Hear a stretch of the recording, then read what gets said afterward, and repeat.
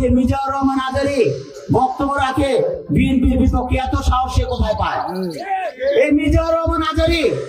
আসসালামু আলাইকুম, আমি আশরাফুল ইসলাম আমিন। স্বাগতম জানাচ্ছি নতুন আরো একটি ভিডিওতে।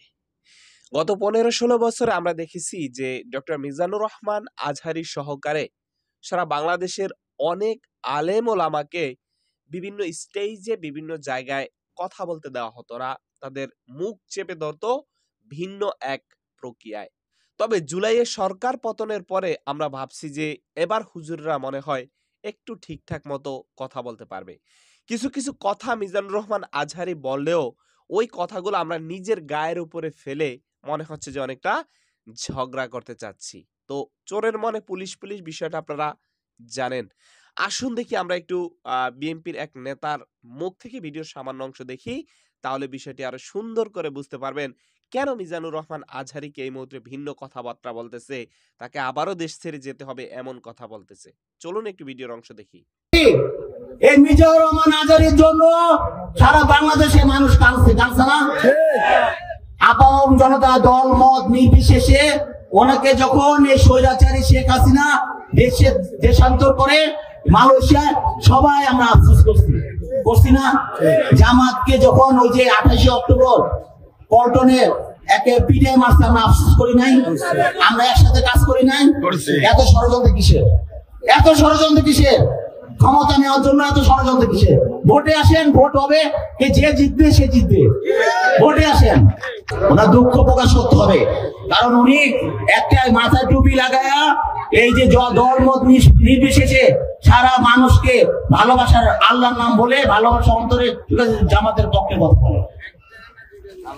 আপনি এই জামাতের পক্ষে কথা বন্ধ করেন, নাহলে এই দেশের মানুষ যেভাবে আপনার এই যে মাহফিল করে, মাহফিলে কিন্তু আপনি আস্তে আস্তে শিকার হবেন এই মুসলিম লীগের কারণে।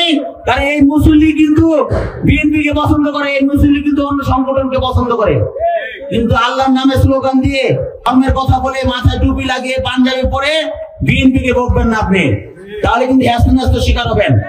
আবার যে কোনো মুহূর্তে কিন্তু আপনি দেশান্তর হতে পারেন। সুতরাং সাবধান হয়ে যান।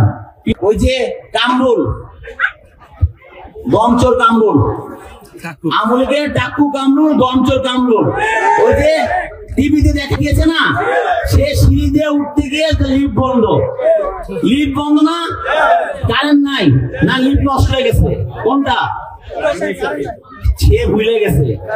এই বিএনপি কি পরিমাণ নিপীড়ন নির্যাতন চালিয়েছে, পায়ে গুলি করে তাকে ল্যাংড়া সিএমএম কোডে নালতলা উঠিয়েছে না, আমলি উঠিয়েছে, লিফট নষ্ট, কারেন্ট বন্ধ করে ওই যে আমাদের অন্তর্বর্তীকালের সরকার ডক্টর ইউনূসকে পায়ে হেঁটে 9 তলে উঠিয়েছে সিএম করে। আজকে সে তার লিফট নাকি নষ্ট হয়ে গেছে, গালাগালি করে না, ওকে টাইনা হেসরাইয়া 9 তলে উঠার দরকার ছিল।